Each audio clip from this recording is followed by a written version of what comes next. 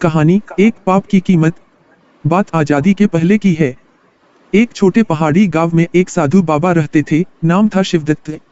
लोग उन्हें बहुत मानते थे क्योंकि वो त्याग, तपस्या और सच्चाई का प्रतीक माने जाते थे। उन्होंने जीवन में कभी झूठ नहीं बोला, किसी से कुछ नहीं लिया और बस नदी किनारे एक झोपड़ी में रहते थे।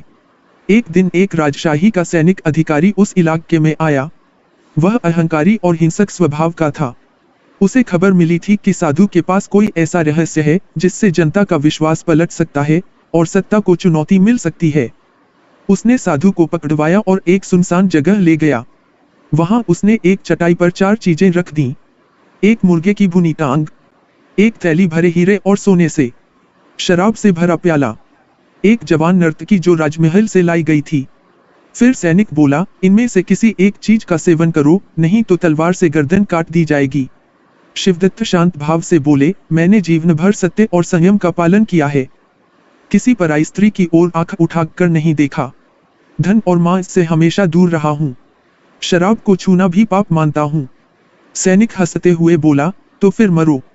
शिवदत्त मन में सोचने लगे, अगर मैं सिर्फ शराब पी लूं, तो शायद मेरी जान बच जाए। न तो किसी को चोट पहुंचेगी, न पाप होगा। उन्होंने शराब का प्याला उठा लिया। बस यहीं पतन की शुरुआत हुई। नशे में उनका विवेक नष्ट हो गया। पहले उन्होंने भुना हुआ मांस खा लिया। फिर उनकी दृष्टि नर्तकी पर पड़ी और उन्होंने उसे बुलाया।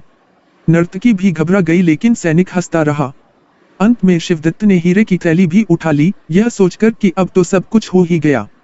सुबह जब नशा उतरा तो उन्हें अपने किए पर पछतावा हुआ, लेकिन देर हो चुकी थी। गांव वालों ने उनका त्याग और तपस्या अब पाखंड समझा और उनसे मुंह मोड़ लिया। नैतिक शिक्षा। बुराई चाहे जितनी भी छोटी लगे, वह पतन का पहला कदम होती है। जब विवेक डगमगाता है, तब पाप सिर उठाता है। बोलो राधे राधे।